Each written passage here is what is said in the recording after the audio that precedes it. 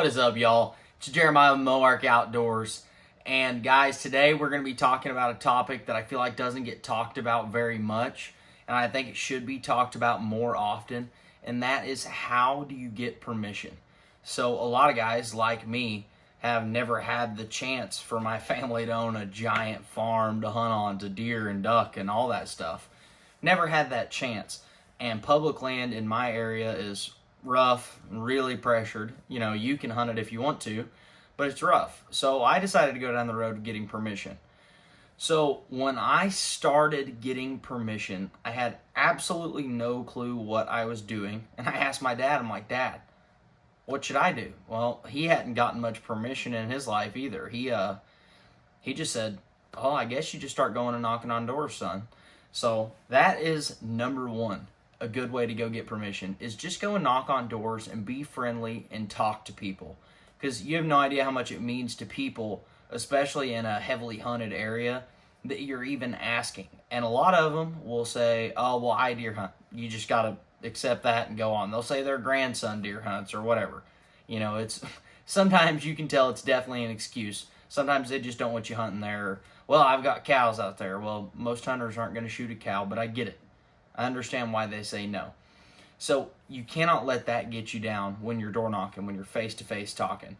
Because a lot of times, if you're persistent, once a year, go out and ask people. There's actually 2 permission pieces that I've gotten that the only reason that I got to hunt them is because I was persistent, came, knocked on their door once a year, just polite as can be, said, hey, I don't know if you remember me, but I was just going to ask you if I could hunt your place this year. I know you mentioned somebody else was hunting. I was going to see if they were still hunting.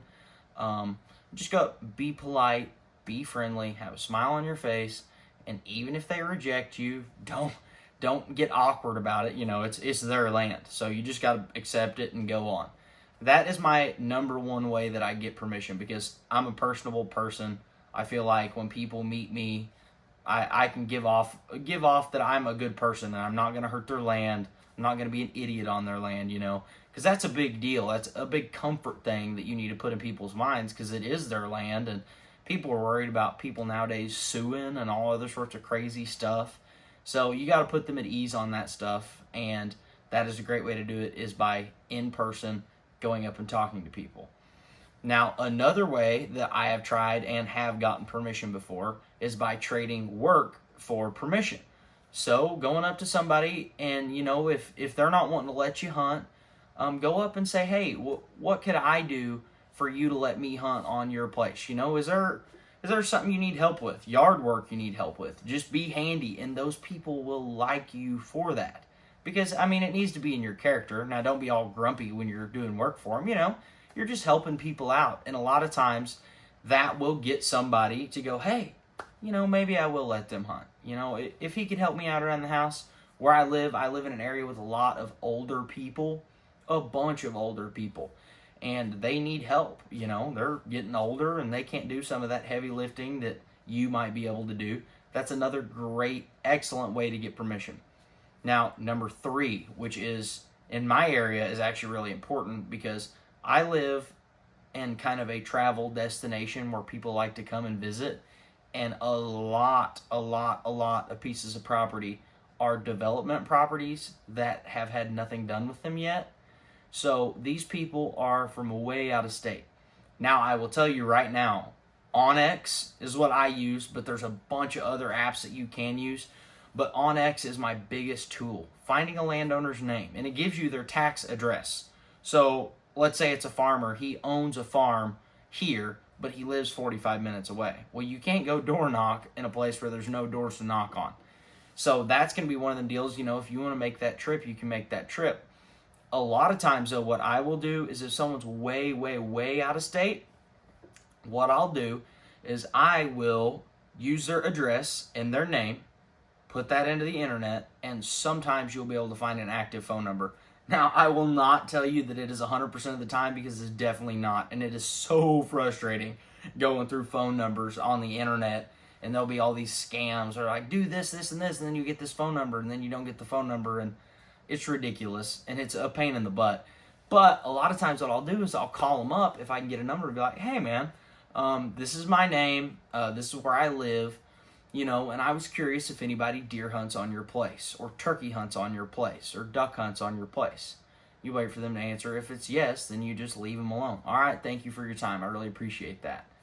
But if it is a no, then you can say, well, hey, so here's what I was thinking. I know you live way out of state from what I can see on my hunting app here, and I was just going to ask, would it be possible for me to take care of your property and look out for it for you?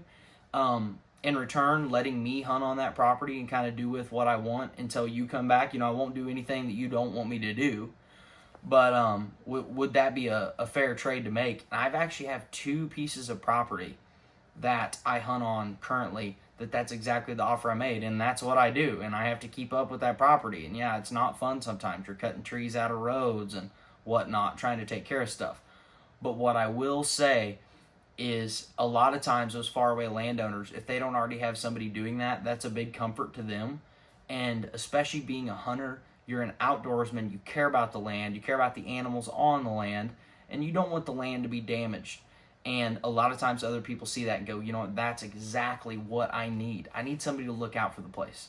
So that is a huge way I get permission. I've actually gotten 2 very large pieces. One's over 600 acres that I got permission on just by offering to be handy around the place and be like, hey, I'll look out for this place for you.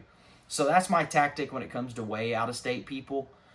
But I have noticed when you're going and getting phone numbers through people and they don't see you face to face, your percentages on them saying yes are probably not as high.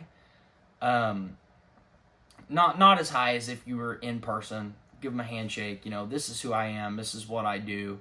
Tell them about yourself. Just be a person. People like that.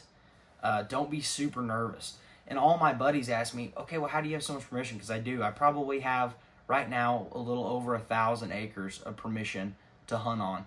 And I live in a place where big pieces of land aren't common. I do have one very large piece that's 600 acres. The rest of my 400 acres of permission is all 10, 15, 25 acre pieces around neighborhoods and stuff. And I mean, that is a lot of keeping up with. And another thing I will tell you guys, if you are wanting to hunt on permission places, talk to those people often, every time you see them, and talk to them every year.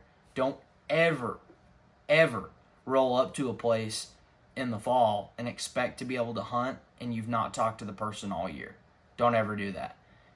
Now, when you've developed a relationship with somebody where they know you well, you know them well, they know you're not up to no good, none of that, then that's different. But especially with newer landowners, like I'm about to make my rounds this year and just double check that I can still hunt with everybody, because you never know when someone's going to change their mind, and that's definitely not going to get you any brownie points by them changing their mind and you not talking to those people. I promise you.